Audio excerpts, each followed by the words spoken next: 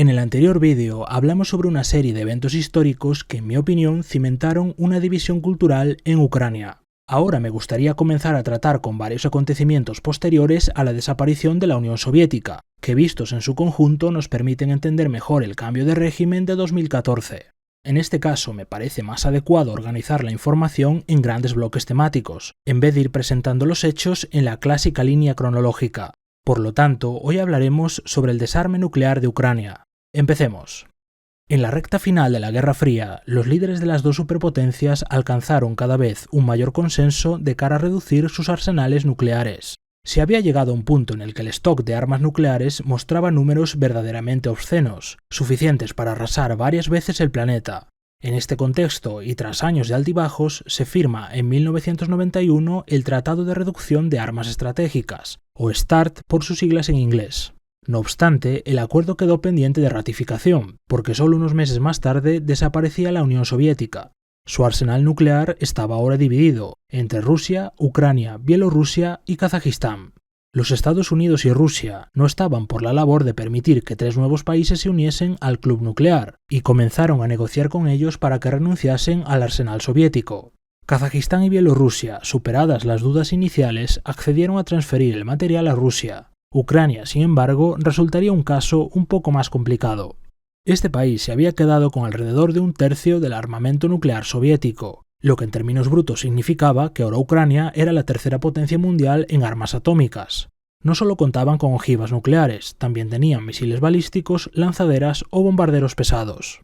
Algunos sectores de la política ucraniana, así como varios analistas occidentales, aseguraron en ese momento que si Ucrania transfería esos activos, se quedaría sin capacidad disuasoria frente a Rusia, y que de esa forma la guerra entre ambos países sería inevitable. Hoy en día, después de los conflictos de Donbass y de Crimea, la historia parece haberles dado la razón. Sin embargo, esos abultados números escondían una realidad mucho más compleja. En términos prácticos, el arsenal estaba conectado a una red centralizada que dependía de Moscú. Aun queriendo, los ucranianos tardarían como mínimo varios meses en tener el control operativo de las armas. Una vez consolidado su control, habrían surgido nuevos problemas. Las armas tenían un diseño operacional de largo alcance, algo obvio ya que su objetivo eran los Estados Unidos y la OTAN. Su utilidad en un teórico conflicto con Rusia habría sido prácticamente nula. Además, estaba la cuestión del coste de mantener y operar esos dispositivos. Y no solo eso, sino que también había que tener en cuenta los costes asociados de retirar las piezas que fuesen llegando al final de su vida útil. Todo esto en un escenario de tremenda recesión económica era difícil de justificar. Pero mucho más interesante que el stock heredado de la Unión Soviética me parece la capacidad que en teoría tenía Ucrania para desarrollar su propio programa nuclear, algo que en el medio plazo sí habría supuesto una amenaza real para Rusia.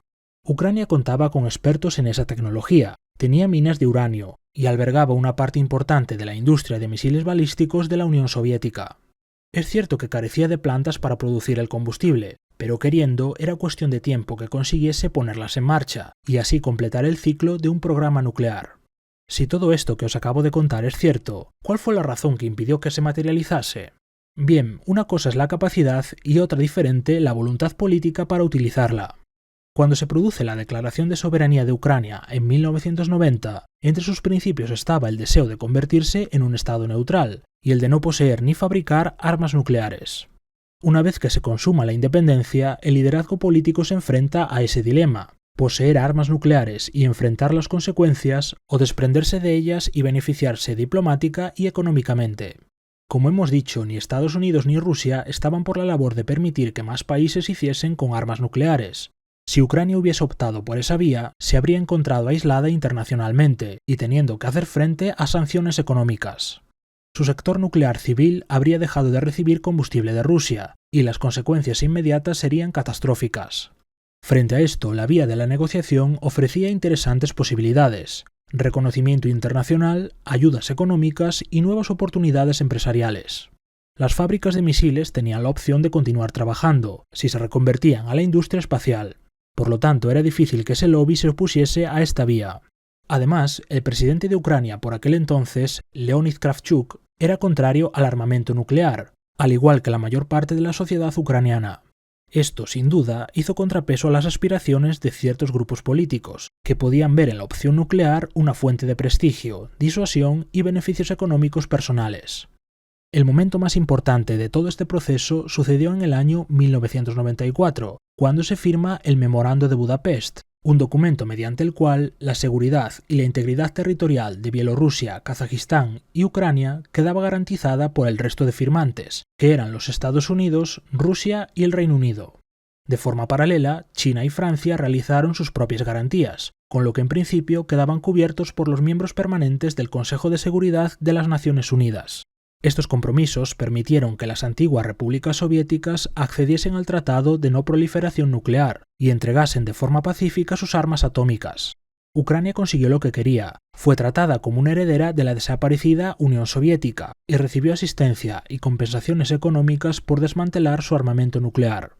De esta forma, la cuestión quedó zanjada hasta 2014, cuando varios países acusaron a Rusia de haber violado el Memorando de Budapest mediante la anexión de Crimea.